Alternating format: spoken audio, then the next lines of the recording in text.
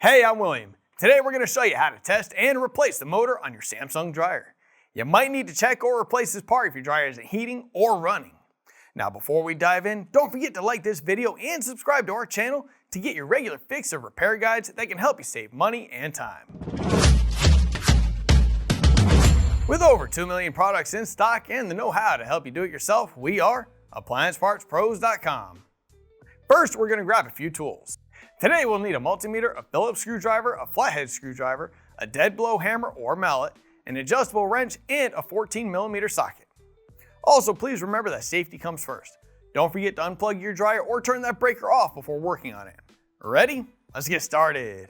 To get to the motor, we're using our Phillips screwdriver to remove the 2 screws that hold the top panel at the back. Then we're moving the top panel to the back, lifting it up and setting it to the side. Now we're lifting up on the console and pulling it away from the dryer. We're disconnecting the wires behind the console on the right. Then we can lift up on the console and setting the console to the side. Now we're going to use our Phillips screwdriver to remove the 2 screws behind the door in front of the lint trap and the lint filter. We also need to remove the 4 screws at the top of the panel. Then we can slightly lift the front panel up and rotate it forward. Once we've done that, we can disconnect the door switch harness and completely remove the front panel.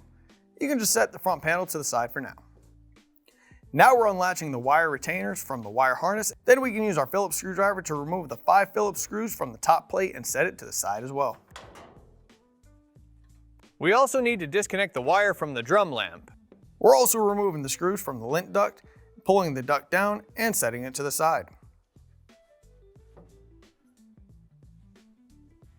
Next, we're removing the 4 Phillips screws from the front bulkhead and disconnecting the sensor bar wire connector.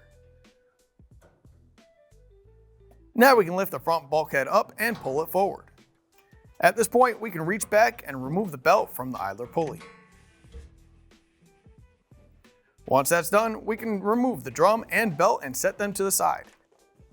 First, we need to remove the wire harness from the side of the motor. We're setting our meter to continuity and testing from the red wire at terminal 1 to the red wire at terminal 2. The easiest way to identify the terminals is going to be by locating the terminals at the farthest ends of the motor terminal block. These 2 will always go to the heating circuit. Now let's insert our meter probes in place and reach to the disc of the motor just behind the belt pulley. We need to pull the disc towards us, and our meter should read continuity at this point. If the motor doesn't have continuity at this point, then it's failed and would need to be replaced. If there is continuity, then something else is preventing your dryer from heating.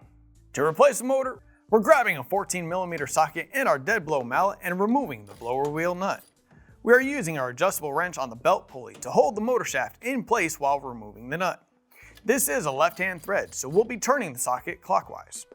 Once the nut is removed, we're pulling the blower wheel out and setting it to the side. We're going to press down on the mounting brackets of the motor and pry them out to the side so the mounting brackets can be released from the motor mount. Now we're setting the brackets to the side, lifting the motor up and pulling it to the rear. Here's the old motor and here's the new one. If you've already got one, great. If not, you can pick one up at AppliancePartsPros.com. We're inserting the motor into the mount at an angle so that the drive shaft goes into the blower housing at the same time.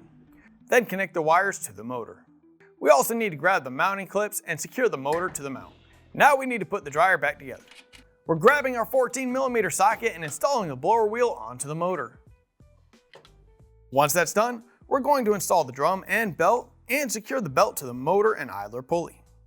Then we can grab the front bulkhead, install it, and secure it with the Phillips head screws that we removed earlier. We're also reconnecting the sensor bar wires.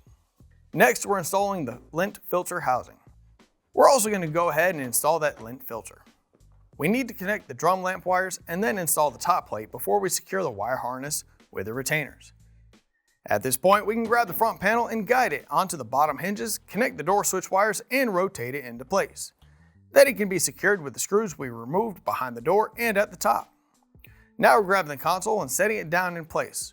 We're also guiding the wires through the top plate and pushing the console into place. Now we're grabbing our top panel, setting it on the dryer about 3 inches or so from the console, and then sliding it forward. We need to secure the top panel with the final Phillips screws, and with that, we're all done. Don't forget to plug the power cord back in or turn that breaker back on. You made it! Great job! We hope you got your Samsung dryer working again. We'd love to hear how your repair went, so please feel free to share your experience in the comments below. If you find you still need a new motor or any other part, please be sure to visit AppliancePartsPros.com. Just have your dryer's model number handy and you'll find what you need. Most orders arrive within a couple of days. Thanks for watching, and we'll see you next time.